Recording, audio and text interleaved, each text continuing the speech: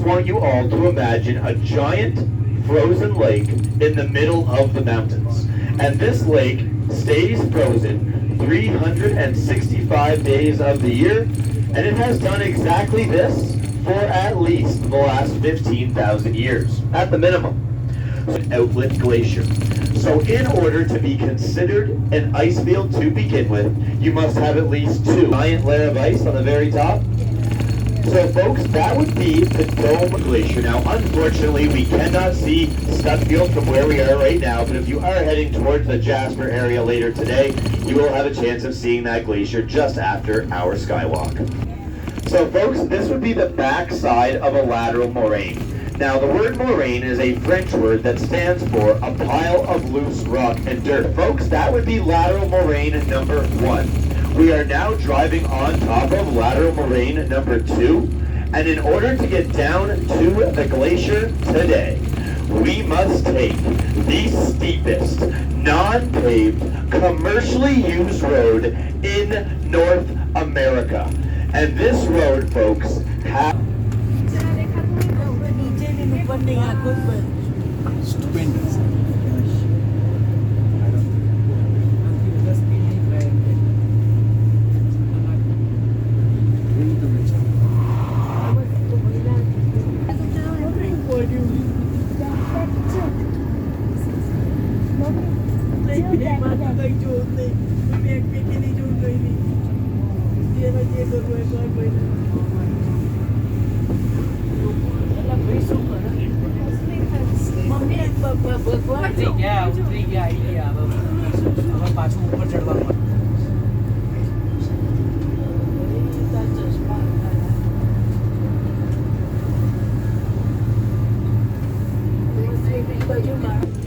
Well, I'm so sorry, but you're going to have to start believing in your driver a little bit, guys, because we are driving on something that is called the ice cord moraine.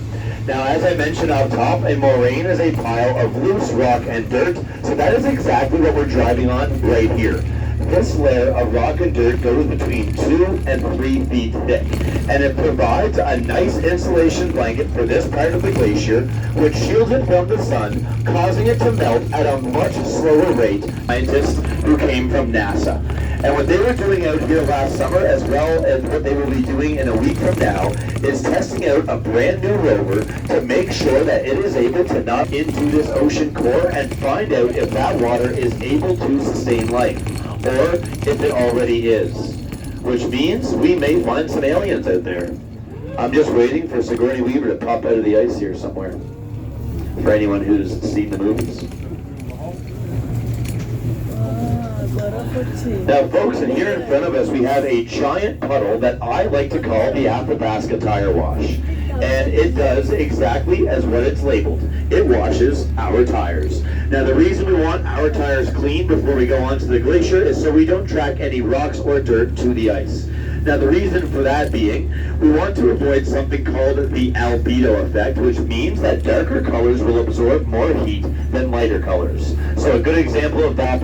So eventually, one small rock could melt its way into the glacier, and this could potentially become a crevasse or a mill well. Now I mentioned already what a crevasse was, but a mill well would be like a giant waterfall in the middle of a glacier that runs directly to the bottom. Now, if you're looking on either side of the road right now, you might be thinking, Mark, stop lying to me. This glacier needs Mr. Clean. Am I right? Because, folks, this is not from us. This occurs in a very natural way, and the best way I can explain to you how it has happened is so far this summer we have had a lot of forest fire smoke in the area, including today. You can see a haze in the sky. Now, folks, when this forest fire smoke goes over top of the glaciers as well as the ice field, it will eventually freeze. And when smoke freezes, it turns into an ash or soot-like material, which then gets blown around in the wind, natural way that we have no way of stopping. Now, folks, I do see that the glacial runoff water today is flowing quite nicely, and I encourage every single one of you to try at least one small mouthful of this water. It is the cleanest, clearest water you will ever drink, and it tastes so good, it tastes like absolutely nothing. And we call this water the fountain of youth, and that is how I maintain my ripe old age. You might see a bit of an opening in the ice. Do we see that?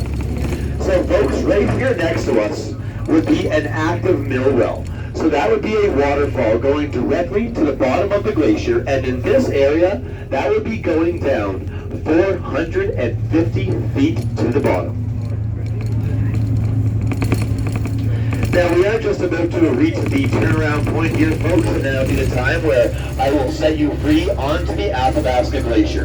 Now there is two bus that has the Paralympic decals on the side, so it's a very easy bus to spot, and I want everyone to know that we have to be back on this bus today by 2:45